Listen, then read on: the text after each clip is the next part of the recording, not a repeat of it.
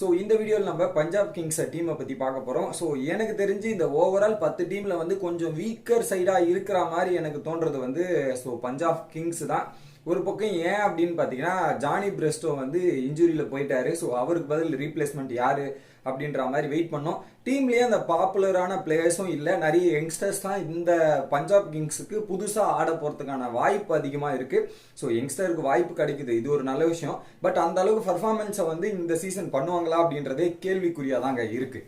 ஏன் அப்படின்னா டீம் செலெக்ஷனே எடுத்து பார்த்தீங்கன்னா ஸோ இந்த மினி ஆக்ஷனில் போகும்போது அதிகமாக காசு எடுத்துகிட்டு போனால் ரெண்டாவது டீம் சன்ரைசர்ஸ்க்கு அடுத்தது எடுத்துகிட்டு போன டீம் இவங்க தான்.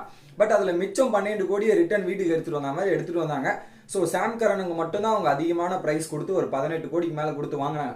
ஸோ அதுக்கப்புறம் நிறைய பேக்கப்ஸ் எடுத்துருக்கலாம். ஸோ எந்த இடத்துல மிஸ் பண்ணாங்க, இல்லை கோஆர்டினேஷன் மிஸ் ஆச்சா அப்படின்றது தெரியல. பட் ஓவராலாக பார்க்கும்போது ஸ்குவாடே அந்த அளவுக்கு ஸ்ட்ராங்காக இல்லாத மாதிரி தெரியுது. ஒரு பக்கம் பவுலிங் இதெல்லாமே இருந்தாலுமே கம்ப்ளீட் கோஆர்டினேஷன் அமையணும். ஒரு டீம்னா எல்லாமே அமையணும் கோஆர்டினேஷனோட. ஸோ அதில் பார்த்தீங்கன்னா லிஸ்ட் வைஸே பார்த்தீங்கன்னா ஸோ ஒரு பக்கம் சிக்கர் தவான் கேப்டன், எந்த 4 ஃபாரினர்ஸ் ஆடுவாங்கன்னு பார்த்தீங்கன்னா லிவிங்ஸ்டோன் 1, சாம் கரன் 2, அப்புறம் ரபாடா 3, 4வது வந்து ராஜபக்ஷ விக்கெட் கீப்பர். அங்கே 4 பேர் தான். ஸோ அதை மீறி அந்த 4 பேருக்கு தவிர்த்துட்டு ஃபாரினர் ஆப்ஷன் பார்த்தீங்கன்னா ஸோ இப்போதைக்கு ஆப்ஷன் இல்லை.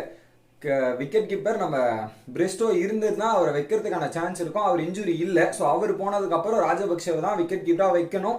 அவங்களுக்கு இருக்கிற ஆப்ஷனும் லிமிட்டடாக தான் இருக்குது. ஸோ இன்னொருத்தர் நந்தன் எலிஸு. ஸோ ரபடாவா நந்தன் எலிஸான்னும் போது ஒரு ஆப்ஷன் தான் அவங்களால பிக் பண்ண முடியும். ஸோ அந்த 4 ஃபாரினர்ஸ் வந்துடுறாங்களா. ஸோ அடுத்து மிச்சம் இருக்கவங்க யார் யாருன்னா சிக்கர் தவன் கேப்டன், அதுக்கப்புறம் ஹர்ஷதீப் சிங் ஃபாஸ்ட் பவுலர், அவர் போட்டே ஆகணும். ராகுல் சகர் ஸ்பின் பவுலர் ஒரு மெயின் இவர், அதுக்கப்புறம் ஷாருக் கான். ஸோ அந்த லாஸ்ட் டெத் ஓவர்ஸ்லாம் வந்து டார்கெட்டை சேஸ் பண்ணுற மாதிரி அவரை போடுவாங்க. மிச்சம் 3 பேர் எந்த பிளேயரை போடுவாங்க அப்படின்றத நம்மளாலே கெஸ் பண்ண முடியல. ஸோ எதா இருந்தாலும் அந்த டீம் எல்லாமே புது நேம்ஸாக இருக்குது. ஸோ இதுக்கு முன்னாடி நம்ம ஐபிஎல் சீசனில் பார்க்காத பிளேயர்ஸாக இருக்குது. ஸோ அவங்க இருந்தாலும் மற்ற டீமில் இருந்தாலுமே அவங்க இது வரைக்கும் சீசன் ஆடின மாதிரி நமக்கு தெரியாத மாதிரி தான் அந்த டீமே இருக்குது. ஸோ எனக்கு தெரிஞ்சு இந்த டீம் கொஞ்சம் பவுலிங்கும் இதெல்லாம் பேட்டிங்லாம் இருந்தாலுமே அந்த கோஆர்டினேஷன் அமையணும்.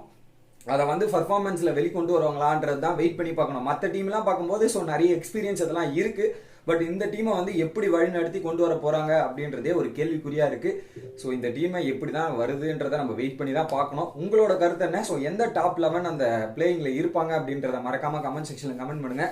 ஸோ என்னை பொறுத்தவரையும் பஞ்சாப் கிங்ஸ் வந்து குவாலிஃபை ஆகிறதே கஷ்டன்றது தான் எனக்கு தோணுது. உங்களுக்கு என்ன தோணுதோ மறக்காமல் கமெண்ட்